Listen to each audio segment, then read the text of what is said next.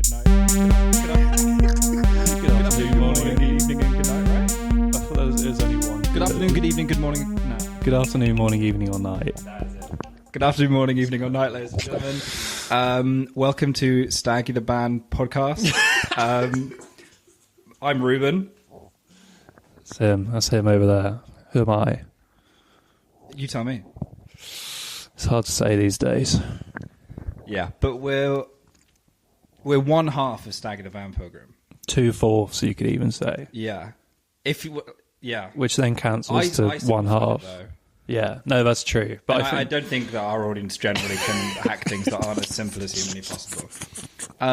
It's very true. And today we've got a very special video for you, as we're going to be going through the Stag the Band Pilgrim Iceberg and explaining it for you. This was a picture we received from an anonymous superfan on Reddit.com. Yeah, on the Stag the Band Pilgrim subreddit.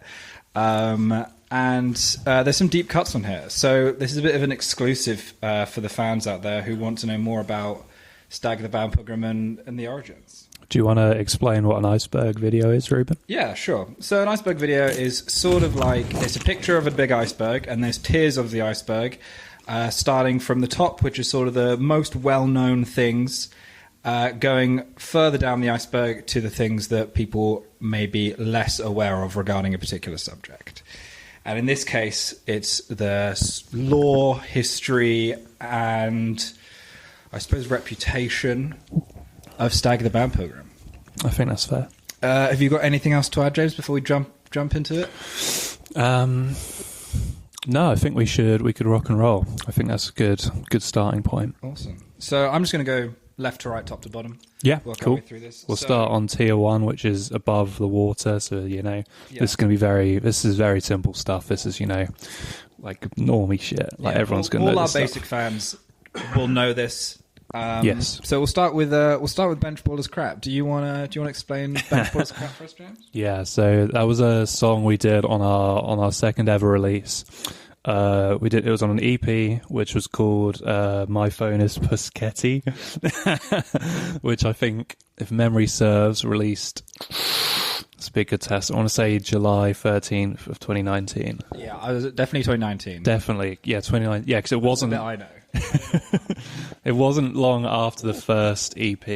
Yeah. Which I remember at least well enough. But yeah, it was within like a month, so I think that's the date. Yeah, so this was an improvised piece which featured guitar and keys and like drum machines and all sorts of instruments, and it goes on for like a quarter of an hour. It's like 13 minutes long or something. Yeah, and it was one of our only sort of entirely improvised pieces, hence the runtime. Yes, which also then went on to inspire Bench Baller's Crap 2. Yep.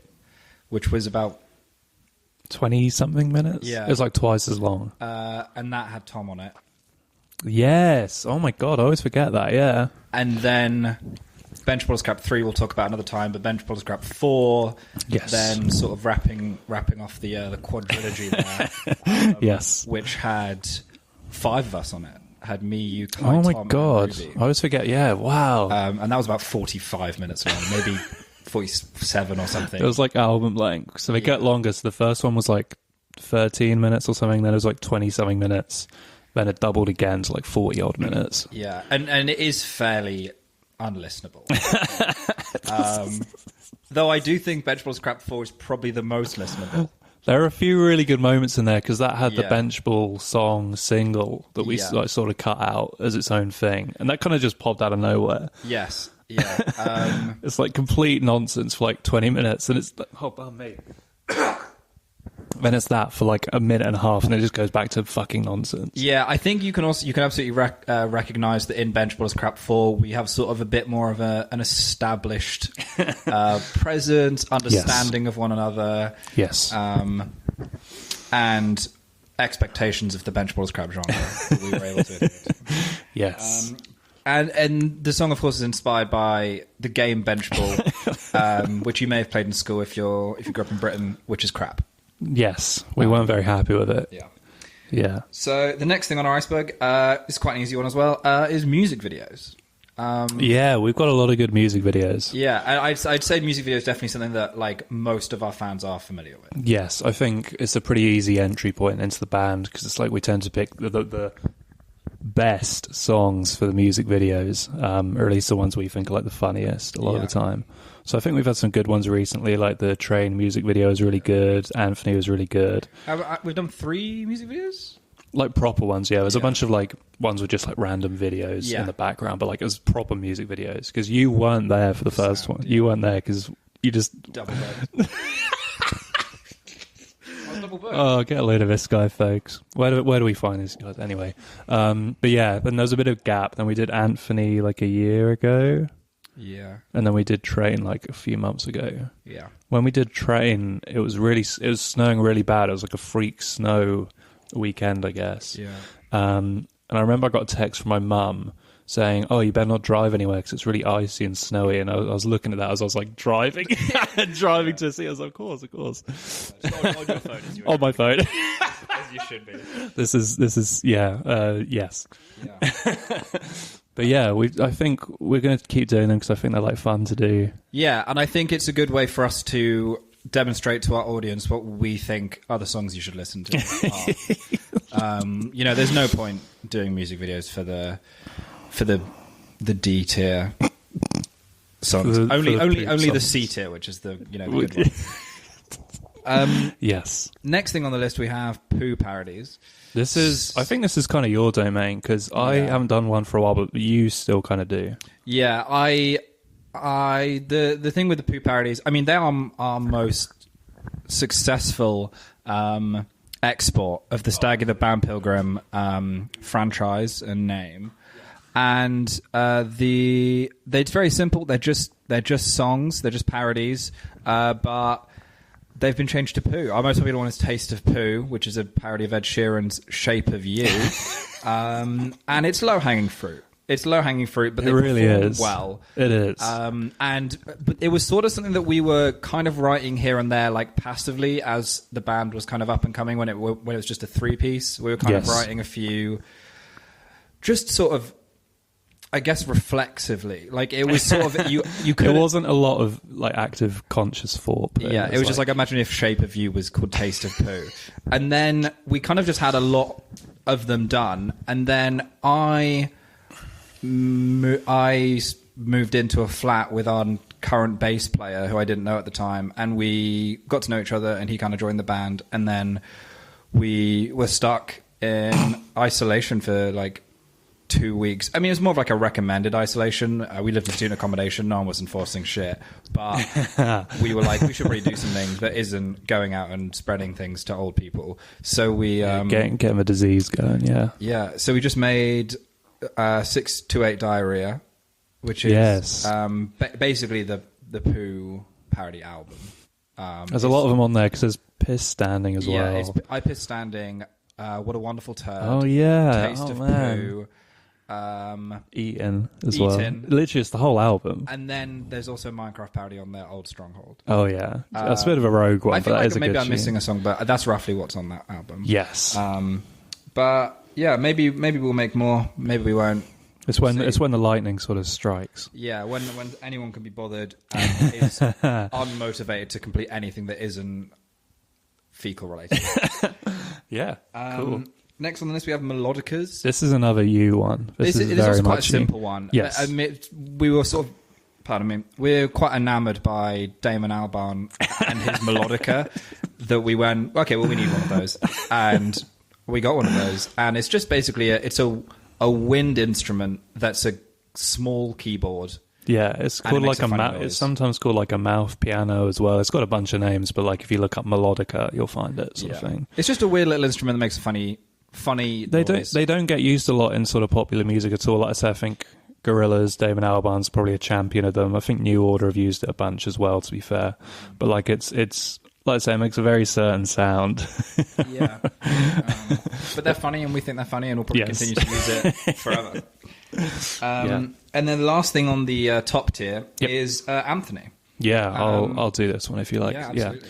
So we talked about it a bit with the music video, but Anthony is a song that we did as a single.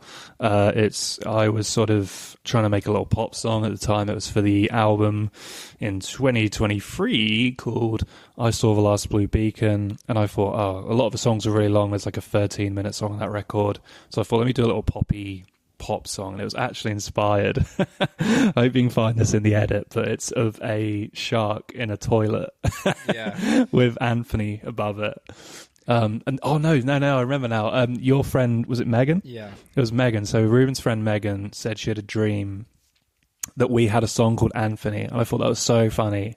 I thought, well, I've got to obviously go and make an Anthony song. But then also at the same. That happened, and then me and Tom, sort of in our own, like, I don't know, we just found this image of a shark in a toilet labelled Anthony really funny, like, independently of this.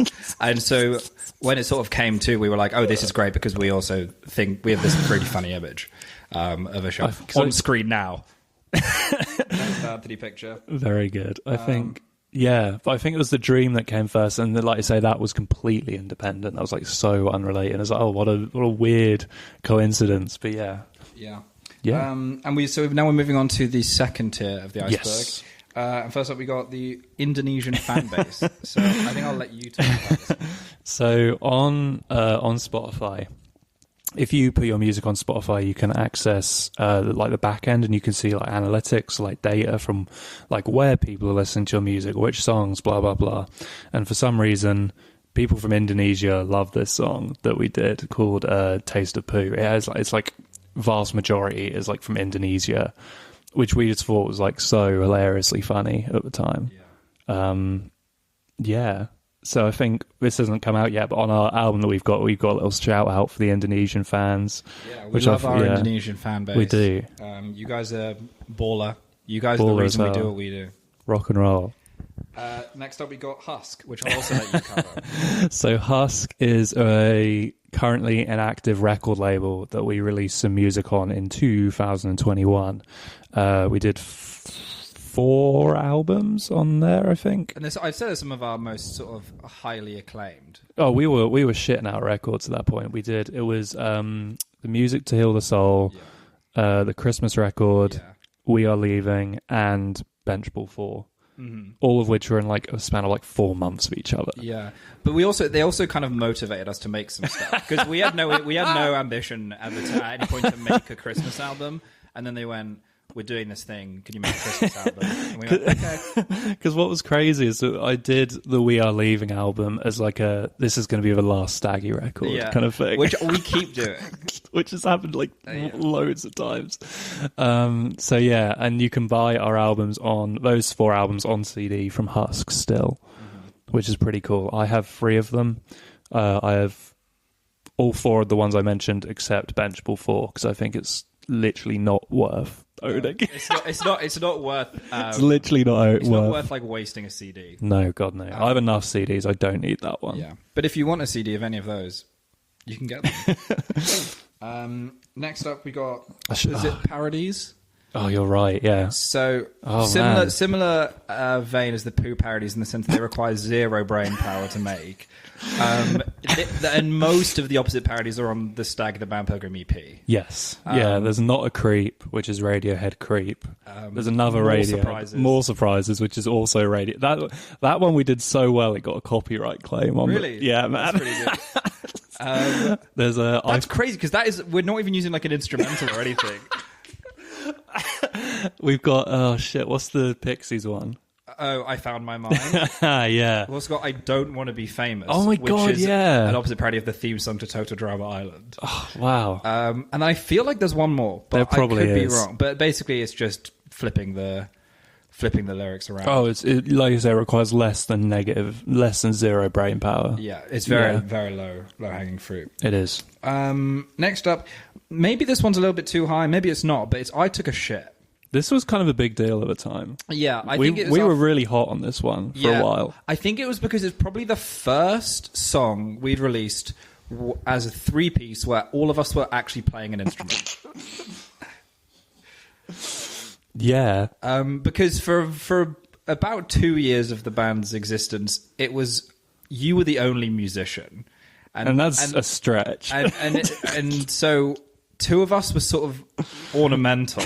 But I took a shit. I'm on an out of tune piano because it was in the front room at my old place. We had a piano in the front room that had not been tuned in 15 years minimum, so it was nearly uniformly out of tune by like half a step, basically. Mm-hmm. So, like I say, if you could transpose up when you were playing, it might have been fine, but you could not. No, and I think I'm just playing the same like 2 chords. It's like duh, duh, sort of the whole time. But really funny. It's a fun song. I think it also probably established us a little bit within that kind of sort of poo scene. I think that might have been our first poo-related song. So maybe that's. Oh, you might be right. I think that might be right. Poo-related song, and I think once we realised that we were able to sort of tap into this demographic, it kind of just snowballed from there, and we've never quite been able to shake it. When did we record that? I want to say it was like early 2020 before the disease. I think it was at the end of 2019 because we performed it at New Year's Eve. Right, you're so right. Oh my God. But we'll get onto that. Yeah, that's further down. Next we got Rocky Roadie. This is another one. Yes, this was a song that me and Kai did. This was like the first song we did that I thought was like fucking awesome. I was like, the recorded version is like rubbish because we just didn't get a good take of it because neither me or Kai could really play. But like, yeah, it's got like a good chord progression and then it's got this crazy ass like synth part. And like at the time we have fucking completed music. We've done it. We've fucking done it. It was on the 60,000 Miles album, which was late 2020, if I remember rightly. Not late 2020. It was like September. Because I remember being in uni first year. Oh, really? Yeah, man. Because we recorded a bunch of it earlier in the year, and then I thought it was during lockdown.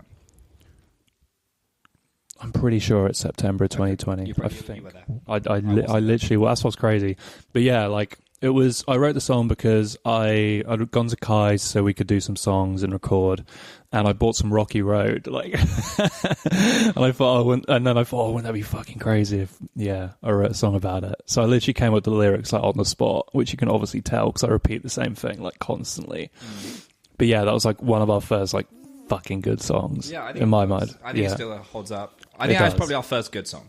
Yes. But it was all uphill from there. Next up, we got vocal credits. So on all of the albums on Bandcamp, at least the credit for the vocal is always to Staggy, who's a singer in the band, obviously. Yeah. Staggy, quite a enigmatic individual. Yes. Quite hard to pin down. Yes. But he always pulls through with the vocals. Very true. Always. Right when you need him to. Yeah, and as such, the band had to be named after him. There you go. Next up, we got Stagger the Band Pilgrim, the song. This is another one of our good ones, I think. I really like this song. This is probably the song that gets stuck in my head the most. It's a really, really simple... It's like brain-mashingly stupid. Yeah. Because it's like the most simplest chord progression. It's like a 1-4-5 chord progression, and in G major, of course, as well. And the chorus is just like moronic, basically. Yeah. It's like there's a like a novelty song from the 90s called by a band called like the Time Lords, and the chorus is just Doctor Who, and they're just singing over the Doctor Who theme, right? Yeah. It's like shit like that. Yeah. But it's one of our good ones. Like even though the recorded version is like rubbish. Yeah. But I definitely sounds so bad. When we were recording it, I also was very much like a lot of the things that happen in that song. Really, like in terms of like musical instruments changing or words changing or anything, a lot of it happens on the fly. Yeah. And oh my god. It's yeah. One of the first songs where I think we just kind of reached flow state. I think everyone was on the same page because we had like the verse and the choruses, but we didn't really have like an end or like that whole sort of breakdown bit after the second chorus is totally. Well, we had no idea. You literally were like, "I have some notes for a song, by the way," and then we just sort of started going.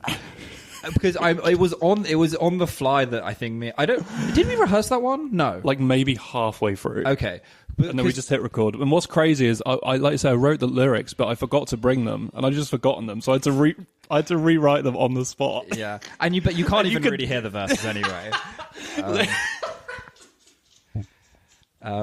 But I remember me and Tom doing the Staggy. That was so good. And I think it works great, and I think it adds a layer to it. I think it's a good song, and I think it gets genuinely stuck in my head. Good song. Next up, we got Stag Shanties, which you can only listen to full on Bandcamp. Yes, it's a collection of covers of sea shanties, effectively. Well, there's actually only really like one sea shanty on there, which is Drunken Sailor. The other two, I think, are just folk songs. I don't know if Chicken on a Raft is a sea shanty. The Ballad of Davy Crockett is not Oh, no, a sea you're shanty. right, yeah. Is it just the 3 songs? Yeah, it's just those 3. I don't actually think about this album, like, ever. No. But I also think it was a pretty influential album for us. It was, no, that was kind of another one of the early Because it made us realise that we ones. didn't have to make up our own songs. We could just cover other bullshit. Which was especially good because it was still at the stage where only one of us could play an instrument. Yes. Which was I like your keyboard, actually, on one of them. It's like plonk. You're just like plonking it. But yeah. Yeah, but there's also a... Because I think it's on like Drunken Sailor. The only thing I do on that song is I use the keyboard for some like ocean wave Oh my sounds. God, yeah. Pretty good. Next thing, we're going to move on to tier 3. So we're really moving up in the world, or down in the world, depending on how you see it, iceberg-wise. First up, we have ballads, which I've misspelled as ballads. But that's because one of the ballads is the ballad/mallard of It's like Fenton the Crackshell. B comma mallard of Fenton Crackshell. But we've got a few... Well, there's the Ballad of Davy Crockett, which we obviously didn't write. There's the Ballad / Mallard of Fenton Crackshell. There's Ballad for a Dead Man. Yes. And Parts 1 and 3. And then, is there another ballad or no? There probably is, but... There will be. There'll be more. Which is really funny. Which is really funny that we called the songs out, because I still am not entirely sure what a ballad is. I think it just needs to be a tale of somebody. Okay. I think you just need to be telling someone's story. Which I don't think any of them do, apart from the Ballad of Davy Crockett, which, again, we didn't write. So I think we're failing at the ballad game. But that's okay. And that's how you learn. Next up, we've got the live shows. Yes, we've done 2 live shows. We did New Year's Eve, end of 2019, going into 2020, which was like an actual fucking disaster. And then it was like a summer of 2021 show. I think so, yeah. Which was also a disaster because that was worse than the first one, actually. No, it was because we all got really, really drunk. Yeah, which was a big mistake. We were really drunk in the first one, but it was okay because I was stone cold sober. Oh, really? Yeah, I was driving. Okay. Well, me and Kaylin were drunk, and we also did we have any? We had a drum with us. We had a drum. We had electric guitar and a guitar. For the first one, it's just electric guitar and drums, no microphone. Yeah. And then the second one I think is worse because there's like everyone is really drunk and we're just kind of like there's like instruments and if you're drunk but you want to sing, you can still kind of figure something out. If you're drunk and you don't know how to play an instrument and you're trying to play an instrument, that was the case of a few of us, and so it's just kind of game over. Yeah. Well, because like Reese is on that doing the keys. Oh, it's so funny because he can't play the keyboard apart from the chopsticks riff. Yeah, so he just plays that constantly. It's so funny. We tried to do a cover of Kids and of Melancholy Hill, both of which are like super out of time. I was screaming Melancholy Hill. It's so bad. I can't remember if I've left it up on YouTube because it's so embarrassing. I think it's the only piece of Staggy the Band Pilgrim media I genuinely can't bring myself to rewatch. Because I just get secondhand embarrassment bad from how drunk I was that evening. But there you go, good times. Next up, Project Green Meaning. Yeah, so this is because when we were recording, we were all wearing green clothing, and that's entirely where the name comes from. Yeah, there was nothing else about it, basically. We all agreed with we had not planned anything out for the session. We all just met. And it was kind of odd because not only were we wearing all green clothing coincidentally, there was a point in the evening where sort of the sky just turned completely green. Which is where that album cover comes from. Yeah. So the light you're seeing on that album cover is the natural light. We haven't edited that image whatsoever apart from the mirror effect. Of course. And Project Green, the music within it is all fairly improvised. The names we came up with before. Remember, we all wrote down a load of stuff and put it in a hat, Yeah. and picked names from the hat, and that's how we came up with the songs. And then it was just improvised from there, I think. Yeah, and I think we probably aimed to do more than we did, but we were just so distracted by the green sky. Yep, totally. Next up is Mount Fucking Idiot. This is like a duology. It's like a two-piece trilogy. I think it's a duology is the correct word, of albums that we did. The first one is Live Atop Mount Fucking Idiot, and the second one is 60,000 Miles from Mount Fucking Idiot. Live Atop? Yeah. I've always thought it was live atop Mount Fucking Idiot. What's crazy... Like, as in you're atop the mountain playing live. I can never remember. You might be right, but like the thing is, because it looks like the title of a live album. A lot of places categorize it as a live album, when it's not. Yeah, which is really funny. Yeah, but yeah, just sort of a little Stag the Man Pilgrim, a little geographical location. Yes, that gets thrown in there 2 times. Yes. Next up, guest performers. So we've covered a few of these people already. Yes. But there's a lot of Stag the Man Pilgrim music that features people not in the band. Yeah, so we've had Reese, we've had Ruby, we've had Lee. Yes. We've had more than that. We've got a guest coming up later on the Iceberg, but like I say, yeah. I think that might be it for now. Because it's very... It's too few, but... I know what you mean, but then I feel like it's hard to convince people to... It's like, do you want to come and play some of the worst music physically possible? Yeah. That's a hard sell for a lot of people. But, yeah, so there's a small exclusive group of people that have joined us on our musical endeavours. Yeah. Shout out those guys. Yeah. Next up, we've got band member persona names. So this was something that me and the original bass player came up with. Yes. Which was that he didn't... I think it was because he didn't want to use his real name. And so we came up with kind of like nicknames based around the name Staggy for one another. And so at the time it was... So the bass player, he's Young Stag. We'll get onto him later. But Young Stag... With a dollar sign. With a dollar sign as the S. And you'll see Young missing the O.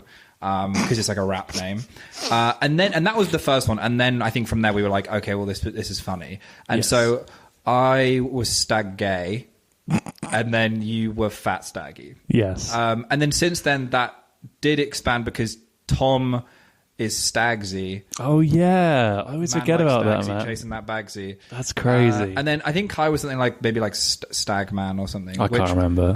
I won't explain why, but that's basically the gist of it. We don't really use those names much. No, I don't think I even use them in like credits or anything. No, they Young Stag and Stagsy are the only ones that have been mentioned in song. Yeah.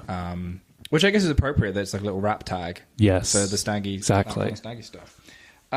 Next up is Jeffrey Hudson. You can take this one. Yeah, the man who should be talking about this is not here, and that's Tom, my bass.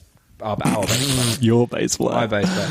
Our bass player. And this is basically Thomas is from a county in the UK that has a history of...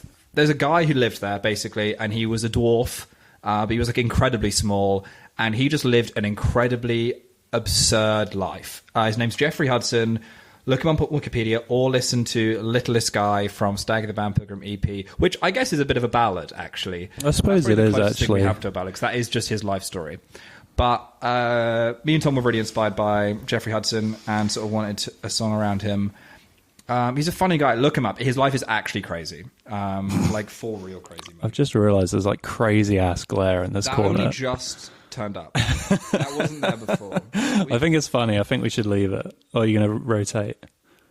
No, that's making it worse. Yeah, I don't know why it's doing that. That's funny. I think leave it's it. just focusing on that, but it's whatever. Next up, this one's one for you. Punk Revolution Now. Punk Revolution. Okay, so Punk Revolution Now is he's actually probably now best known as an Instagram account. But back in the day, he used to make YouTube videos about music. He used to do like music reviews and just videos about like bands and stuff, whatever. And so it was like 2021. I became quite good friends with him on Twitter.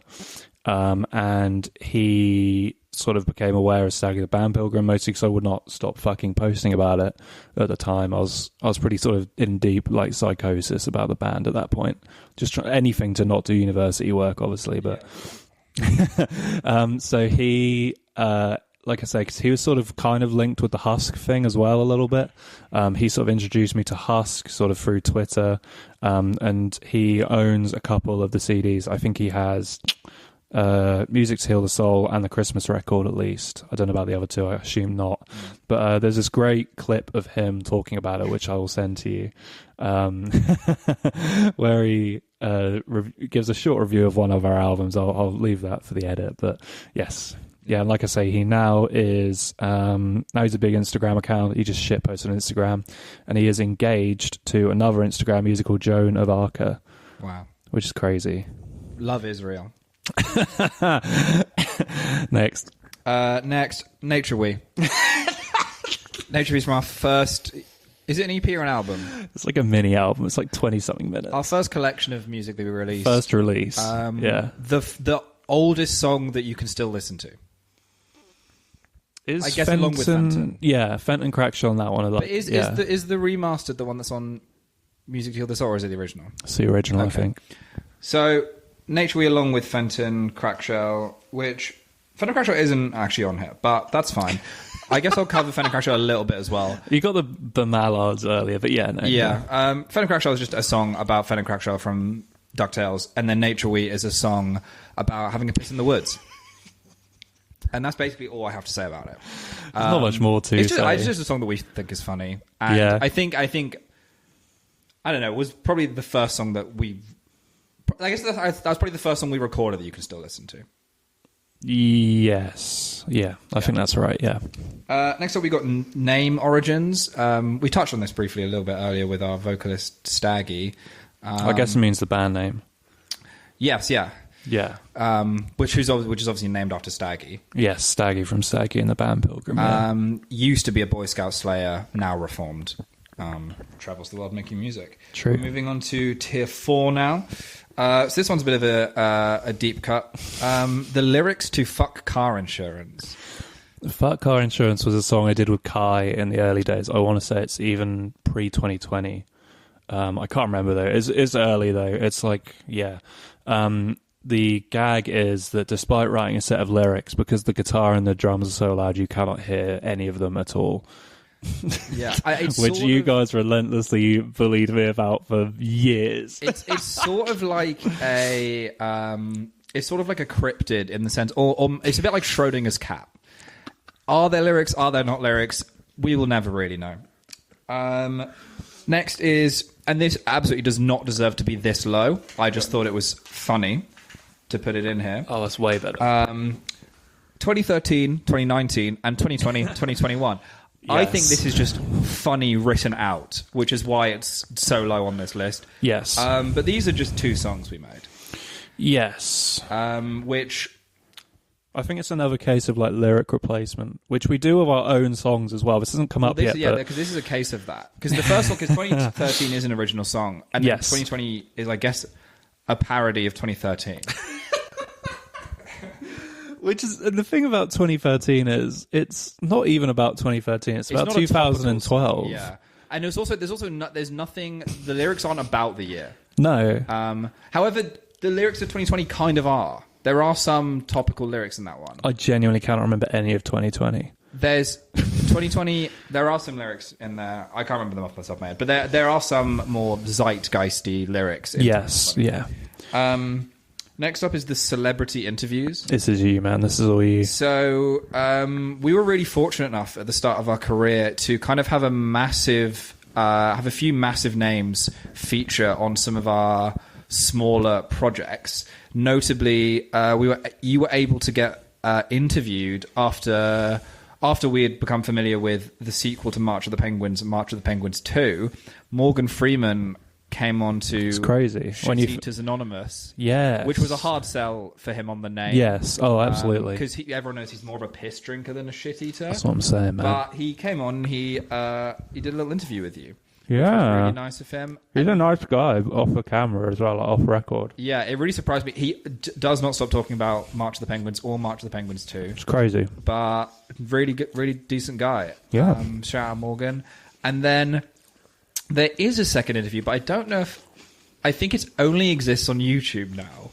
On 628 Diarrhea, at the end of it, I get interviewed, I think, by Patrick Warburton, who you may know from Family Guy or The Emperor's New Groove or... Hey, Peter. Yeah. Hey, Peter. Hey, Emperor. And he interviewed me, and that was really nice for him. Maybe we'll try to get some more celebrities involved. Just depends if they're busy or not. True. Next up, Flat 628, Flat 627. This one's quite an easy one. When I moved into my flat in university, I got my fifth choice, which was a shared... It was 2 rooms and 1 shared kitchen. So it wasn't like traditional uni accommodation where it was like 10 rooms, 10 rooms and 1 shared kitchen. It was 1 very small shared kitchen and then 1 other person. Very luckily, I got on extremely well with this flatmate, and he then joined the band and is still in the band, and that's Thomas, our bassist. And I lived in flat 628, he lived in flat 627, and we were joined by a very small kitchen in the middle. It's unbelievably small. Like, yeah, actually it didn't ludicrously have small. It only had a combi oven. It was ridiculous. But there you go. That's life. Next up, No More Cheese Anymore contest. This is a good one. Okay, so No More Cheese Anymore is a song I did for the We Are Leaving album. It is about our old bass player and how he used to put loads and loads of cheese on literally, when we're at school, every single meal. Like, literally, it'd be like a plate of food, and then he would just... Roast dinners, curries, desserts. We had to say no more. Exactly. It literally, the song is like totally as it happened, like completely just point for point. And there was nothing we could do to stop it. It was a reign of terror. It's a really funny song as well, because the recorded version sounds like fucking shit, but then there's the acoustic version, which is actually quite reasonably pleasant. Yeah, quite a nice song. Next up, I mean, this is a doozy. The Bugle magazine. So the Bugle magazine is a free magazine that circulates in our old hometown that is entirely adverts, and that's what pays for it. There is no content in the magazine. They don't offer any kind of critical analysis or introduction, anything. It is just local adverts printed into a magazine. And that's what makes it free. And we took one home once, and then we were walking home with it. Would it be so funny if we just read out the contents of this? Yeah. And so pages 1 to 7 of the Bugle magazine, which I think is half the magazine. Give or take. Is just, we sort of took it into, we also kind of said, okay, I'll cover pages 1 and 2, I'll cover this, I'll cover that. And then a few of the songs we collaborated on to sort of turn into something. Yeah, but a lot of it is just read out verbatim. And actually one of the songs is a bit of a cheat because it is just us reading out 3 adverts verbatim, no musical input or anything like that. It's just us reading them out.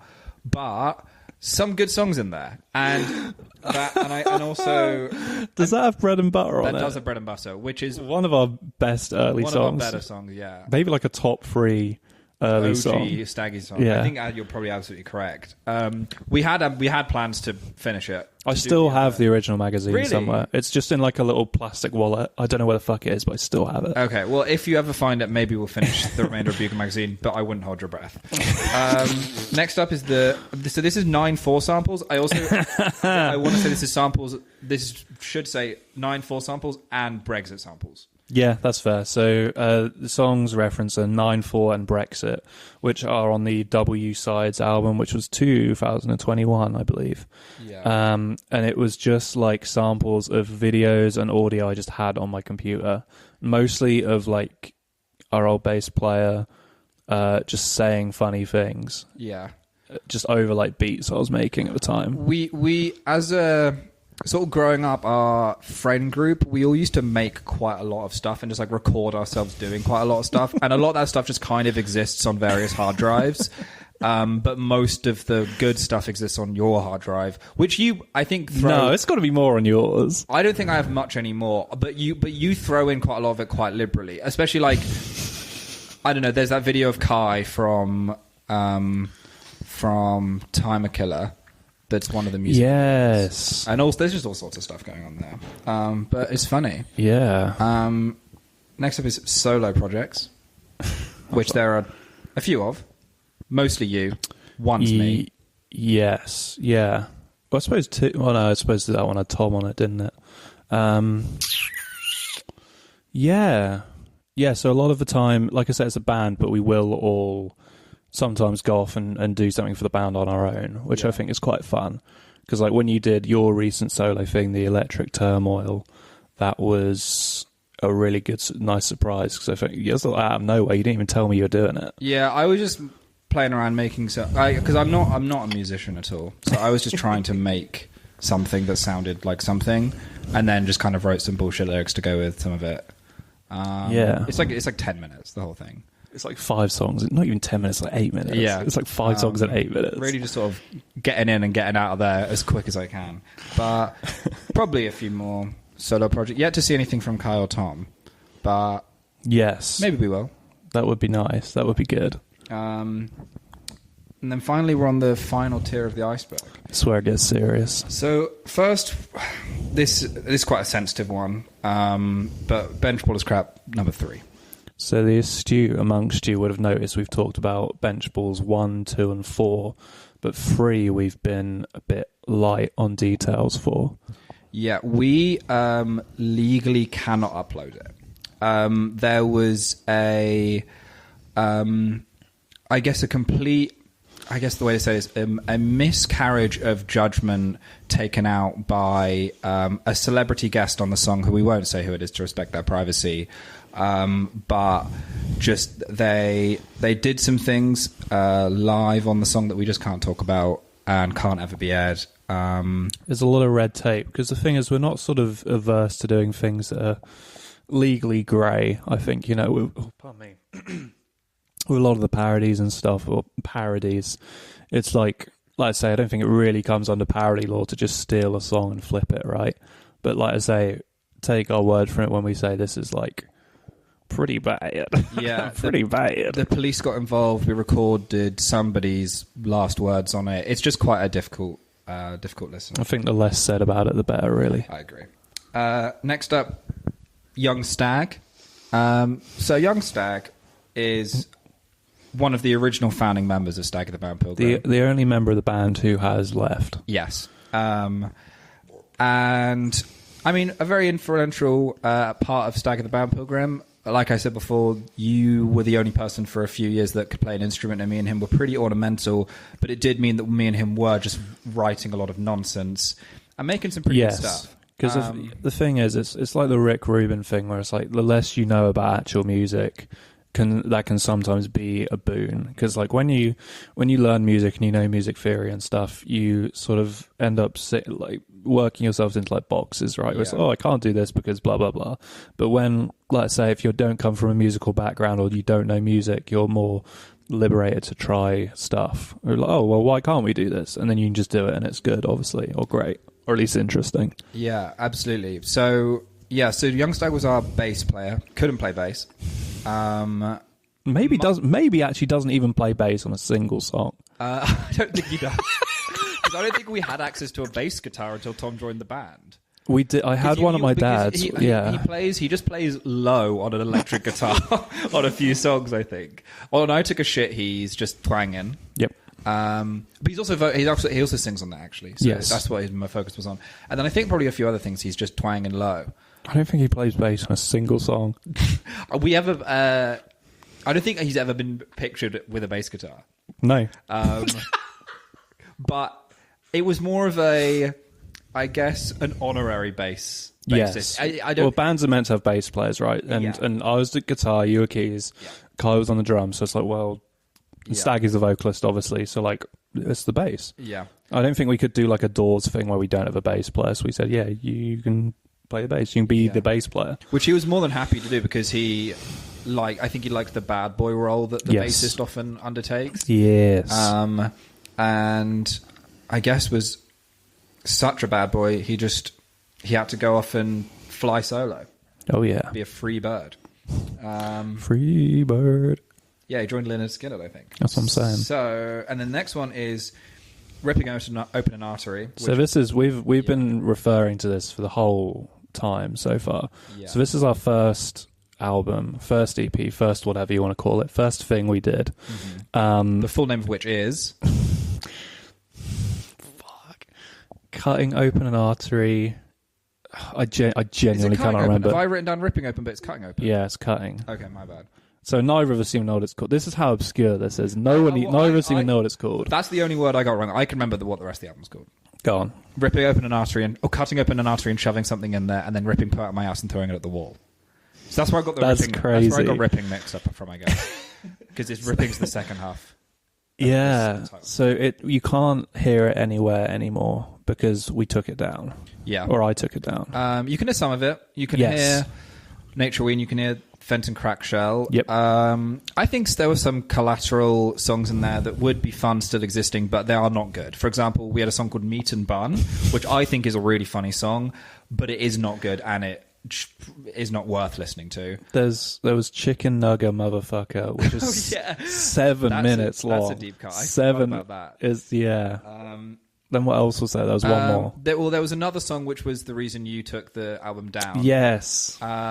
Which is the gay song. Yeah, we had a song called The Gay Song, but I guess it was just a little bit sensitive.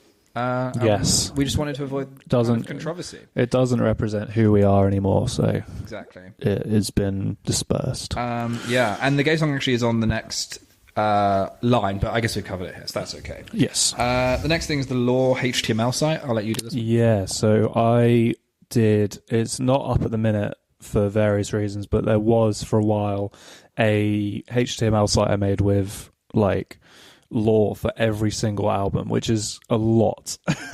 Yeah, I think I had it up until about last year, so there would have been like 24 entries on his. I did some singles as well. There was like a written description, some longer than others, of all of the stuff we'd done, basically. And I was adding to it, and then I took it down. And it's still down, and maybe I'll put it up again one day if I can be bothered. Yeah, but that's that. A bit of it's sort of like the burning of the Great Library of Alexandria, really. Some of them were really short because for We Are Leaving, which is our worst album by a significant margin, I think I just put, I don't want to write about this one. Yeah, We Are Leaving is a weird one because that was, I think, I would say that was quite a.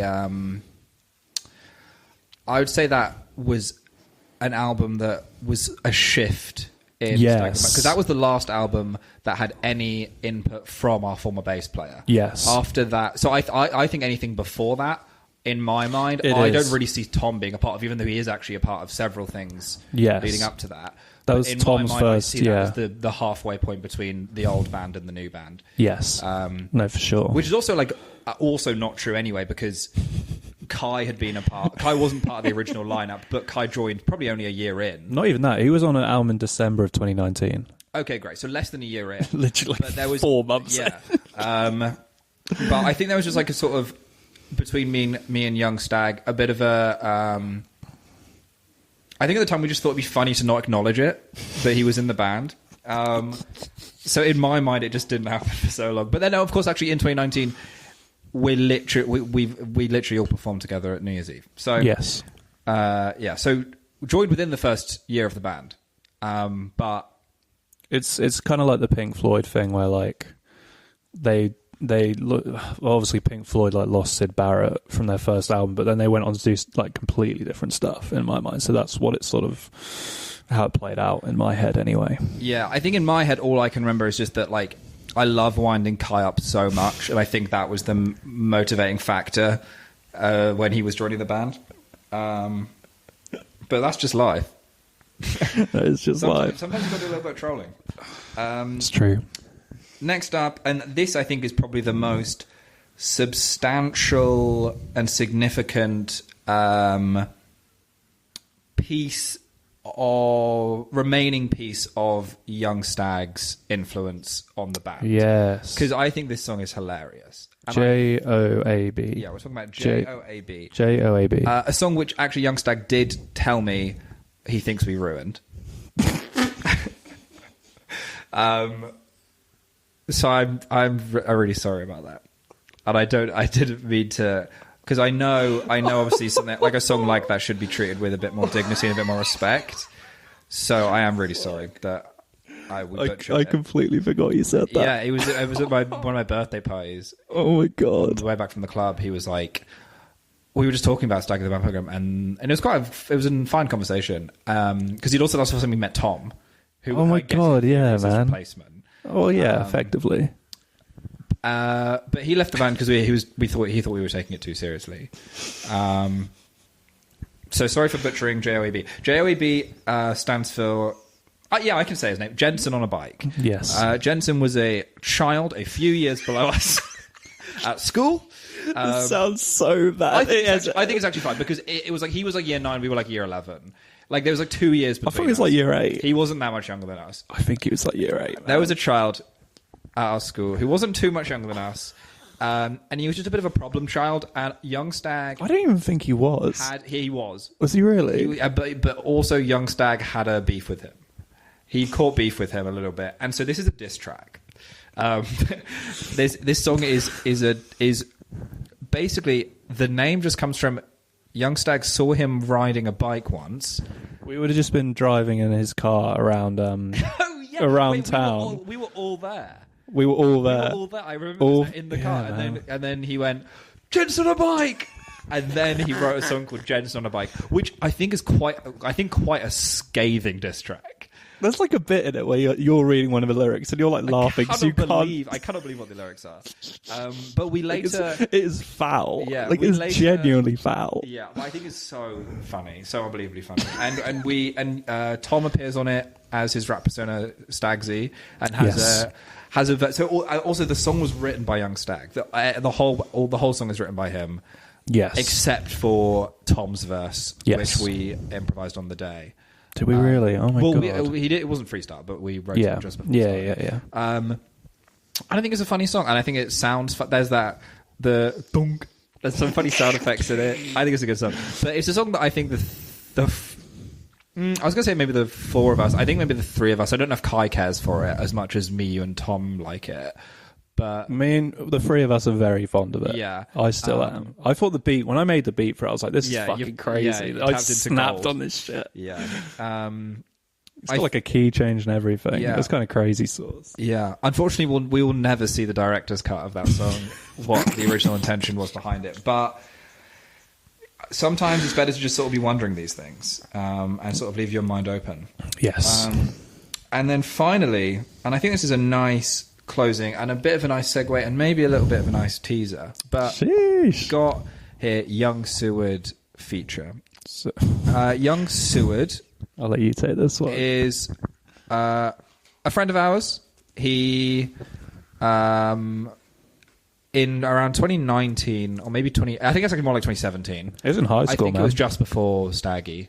Actually, he wrote. Okay, Young Seward is a character in Macbeth. Wait, what? That's where it comes from. There's Young Seward. We were reading Macbeth in school, and Young Seward has a great bit because he comes in, says one line, goes off screen and dies, and that's why we all found it so funny. And then we would joke about like in the lesson and stuff. We were joking about like how like Young Seward's like a little like baller, like how he just turns up, like steals the scene, all this stuff. Because I think that literally his name, like in the play. He's Young Seward. Oh, that's so funny. That's so funny. A joke on that. Our friend did Young Seward without the O, so it sounded more like a rap name. And then released a selection of music, which I think he's mortified by now. I think some of it's okay. It is the kind of thing. It is the kind of all ghost written. Fun fact. Yes, well, I think it's like fine music to have written when you're like 16, when you're like a teenager, when you can't. Yeah, absolutely. Probably, honestly, higher quality than the average. I mean, production quality of it way higher than anything Staggy's ever absolutely. Put out. Like it's listenable. Whether you from think like it's good is different. Yeah, from like a fidelity standpoint, like maybe at least the early stuff is yeah. But that's all gone now. You can't listen to it anywhere, I don't think. But no, you would not be able to. No. But Young Seward, he's happy, sort of looking in and laughing at himself a little bit, and has worked on us years ago. Well, years ago, worked on a song with us that soonish might see the light of day. Yes, I've got like a version of it. I do want to remaster it a little bit, but the basic version is so funny. Yeah. Because I remember when he first sent it over, this was like years ago, he sent it over and I thought, this is it was like a half finished song. I thought, let me get him to feature on this. This might be funny. So I left like an open verse, just like an instrumental. I thought he can just do whatever, and he just tore it to fucking shreds. Like he did like rapping, but like he added bits at the start. There's like a bit where the instrumental just stops, and I think a bit of one of his old songs plays. And then it goes back to the original song. It's unbelievable. It's almost like a phone jacker skit. It actually is. It's just like... It's like postmodern in a way. It's complete... It's like fourth wall breaking. Total absurdist music. Like I said, it's one of those things where if I don't think I've laughed out loud that hard at a song we've made ever listening to. No, it is unbelievable because like the version I did was just like whatever, like pretty standard Staggy bullshit where it's just like a plinky plonky beat or whatever, and then like I say, he just tore it in half. So unbelievable song. So good. So yeah, it's gonna hopefully all come out later this year. Yeah, but I suppose as we wrap up, we should talk about not things that might be coming out later this year, but what is coming out this year. What can the fans be looking forward to, James? We've got an album finished called Desire, which is literally finished. It's going to have our single on it called I Want to Miss My Train. It's sitting on my hard drive on the computer right now. I've just been too fucking lazy to release it, to tell you the truth. And then we also potentially are having a Christmas record come out later this year. Wow. It's been 5 years since we did the last one. I don't think I've talked about this like barely at all. This is the first I'm hearing about it. I think I messaged you about it. I was like, it's been 5 years since we did the... So I thought, it's been 5 years. I think we can do another Christmas record because they're not hard albums to make. Like I say, it's one of the things where it's like, we'll just do some parodies. You're encouraged to just do covers. Sort of like or like parodies of our songs or other people's songs. Like, this is not difficult. Yeah, exactly. You can shit these things out in like a week, if that. Exactly. But big things happening in the Pilgrim world on the pilgrimage. Yo, exclusive. And we hope you enjoyed this video, and we hope we'll see you there and stream our new album. And if this video gets 2,000 likes, we're going to eat... What did you tell them what we're going to eat, James? Oh, man. That's really hard. If it gets 2,000 likes, we will eat truffle butter on camera. Out of each other's belly button? Yes. So stay tuned for that. Thank you so much. Any last words from you, James? Scooby-Dooby-Doo.